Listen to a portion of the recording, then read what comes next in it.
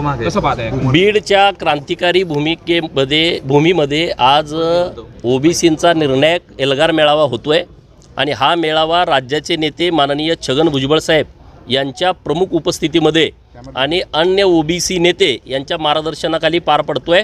तर महाराष्ट्रामध्ये आता ओबीसी सगळा एकवटतोय, एका ठिकाणी येतोय, तर निश्चितपणे यातून काहीतरी ओबीसींच्या हिताच्या गोष्टी घडतील असा आम्हाला एक विश्वास आहे। पंकजा मुंडे, धनंजय मुंडे येतील का, काय सांगितलं तुम्हाला? आता बघूया ना, थांबा ना थोडा वेळ।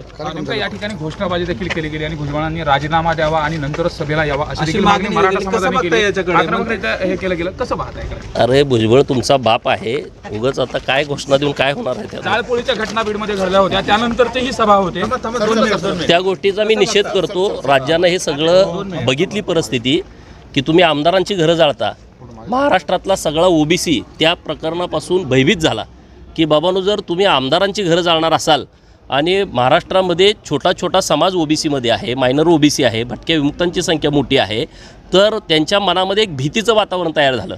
आज आम्ही या बीडमधून जी भीती ओबीसी समाजाच्या मनामध्ये तयार झालेली आहे ती दूर करण्याचा आम्ही प्रयत्न आजच्या सभेतून करणार। धनंजय मुंडे येत नाही याच्यावर तुम्हाला काय वाटतं? कारण ओबीसीचं खरं तर नेतृत्व अरे बाबा, पंकजा मुंडे ताई आणि धनंजय मुंडे साहेब हे मोठे नेते आहेत आणि मुळामध्ये स्वर्गीय गोपीनाथरावजी मुंडे साहेबांनीच ओबीसींच्यासाठी फार मोठं काम केलं। छगन भुजबळ साहेब असतील, मुंडे साहेब असतील, तर त्यांचं काम फार मोठं आहे। एखाद्या सभेला आले नाही आले म्हणून तुम्ही या विषयावर नाही, वडट्टीवार साहेब तर आंबडच्या सभेला होते, असेल काय अडचणी, पण सगळे आम्ही ओबीसीच्या हितासाठी सगळे एक आहोत।